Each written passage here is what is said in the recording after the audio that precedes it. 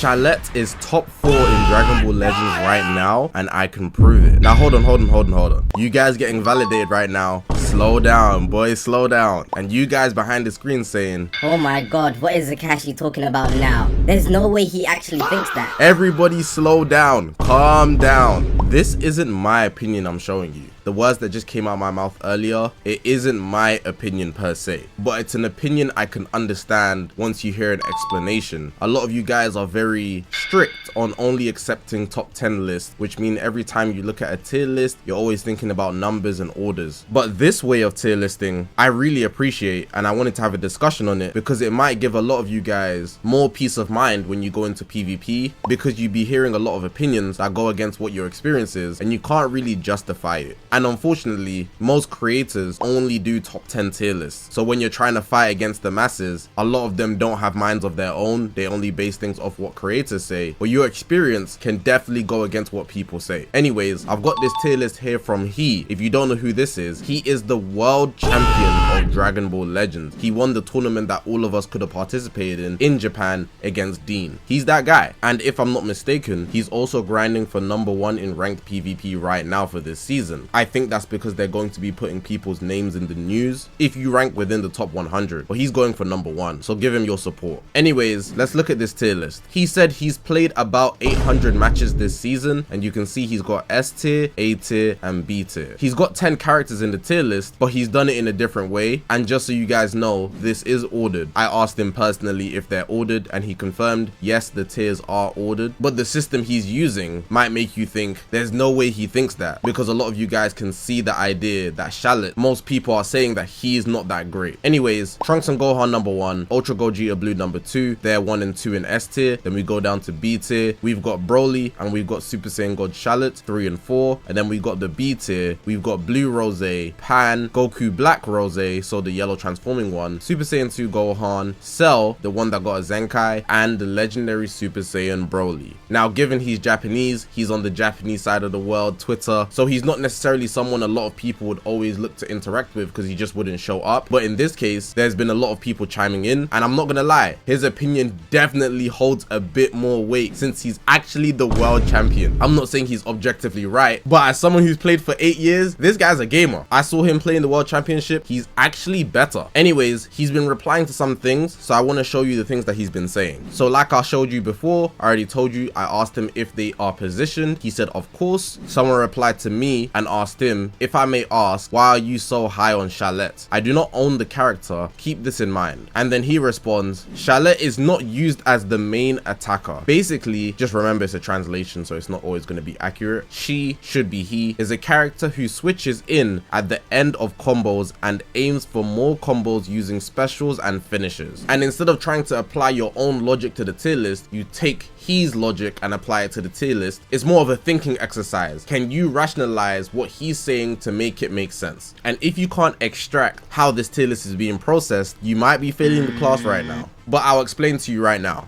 The way he, or a lot of Japanese players anyways, look at tier lists or who's the best in the game, you gotta look at their actual intended role in the game. A lot of you guys will think if a unit can't attack and do high damage, they're not good. If a unit doesn't have any defenses, they don't have endurance, they're not good. And clearly, the world champion, a player who is going for #1 right now, can see otherwise. For example, a lot of people, inclusive of me, would say Ultra Gogeta Blue and Trunks and Gohan. The competition isn't especially close because Trunks and Gohan can do great offensive damage, while Ultra Gogeta Blue does probably the same, if not a tiny bit less, but also comes packaged with endurance and buff cancellation, where Gohan and Trunks don't. Now, just because Gogeta has the all-in-one package doesn't mean he's better than Gohan and Trunks, because it could be argued that what Gohan and Trunks specialize in is more valuable to a team than what Ultra Gogeta can do in totality, which is very likely why in his case he has Gohan and Trunks at #1 in the highest tier and Ultra Gogeta Blue second. Though Ultra Gogeta Blue being second can potentially be negligible, it doesn't necessarily mean they are much worse or can't perform better, but in typical cases he has Gohan and Trunks as better,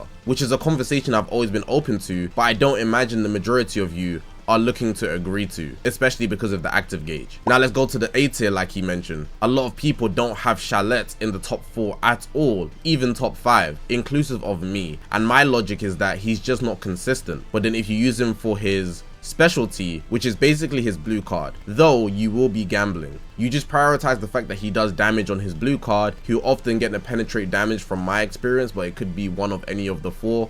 And if you have multiple blue cards, you'll be getting 2, so you have a 50% chance of getting that, which is even better. You can do a lot of damage. If you get a feint, you're probably guaranteeing a kill, and that being something that can happen all the time, because let's be honest, if you've used Shallet, you know that you get green cards and blue cards a lot. He actually becomes optimal, and the survivability on the back end keeps him alive. Sure, he doesn't have the disrupt, but he can stay alive and play that finisher role if you're using him alongside another 2 units that are suitable for the team. You can even leader slot Gohan and Trunks, or you don't even have to leader slot them and make it a Game Originals team, which is not optimal though in my opinion. Ultra Goji to blue works because of God Key, Broly's even a Saiyan, and there's even some characters in the B tier that can apply the same logic. I want to butt in here and add more context to my personal opinion. In my tier list, I think I had him at about 8 or 7, and my point was that he's not consistent. He could easily be the reason you win the game, doing big damage, explosive blue cards, feint all the time, right? But that's not something you're always going to get. I even think his combos are not bad. His damage is actually pretty good,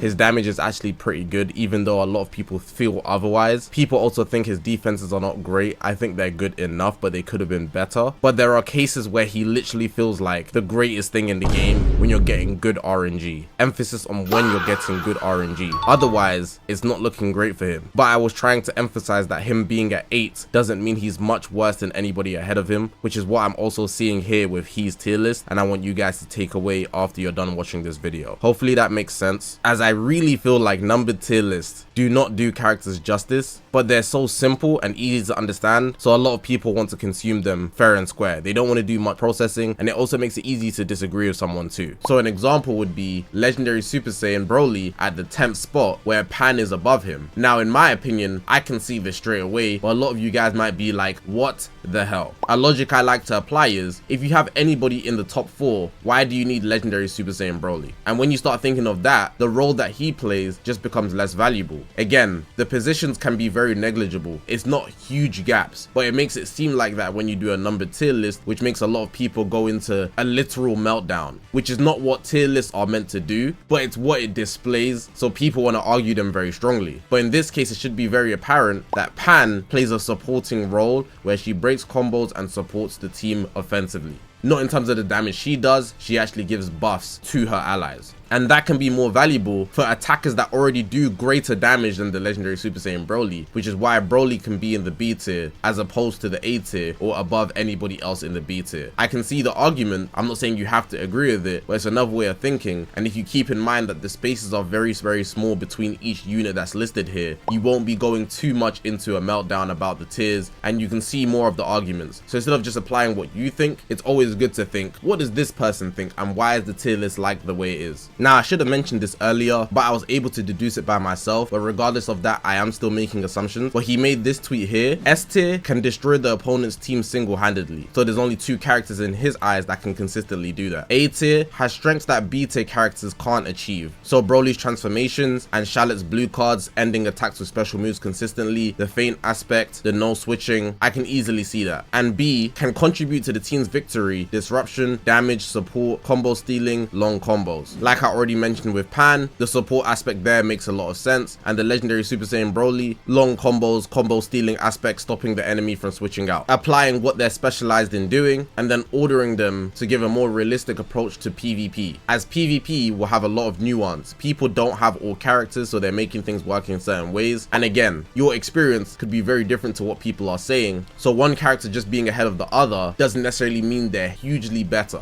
I haven't seen him openly respond to anything else as I've checked his page and his replies, but I did see that it was his birthday on June 4th, so happy birthday he, if you do see this video. Though someone did ask him what he thinks is the best team for Trunks and Gohan, and he suggested this team here. It should be pretty obvious that this is a Proud battle team. It's the best way to rank up, though I don't like playing Proud myself. Shallet, Trunks and Gohan, Broly, and then the rest is Future, so Goku Black, Rose, and Cell. Cell is very good, don't get it twisted, and he was also listed in his tier list. But I think this is a fun discussion. I imagine not a lot of you are going to like this and not be open with this way of thinking. You're very strict in your way, as our Dragon Ball fans are. You guys don't like changing your thought process at all, but some of you guys will be, and I think that is good in itself. if even one of you guys can change your mind to the way that you naturally think, I think that goes a long way. And the type of person I am, I'd rather change my mind straight away than be wrong for longer than I have to be. Not necessarily saying that he is more right than you are or I am, but it's an opinion that exists aside from yours and mine, and I don't want to say his opinion is wrong. I don't think it is. Would I say my opinion and my tier list is wrong? I don't think it is either. It's just a different approach to the game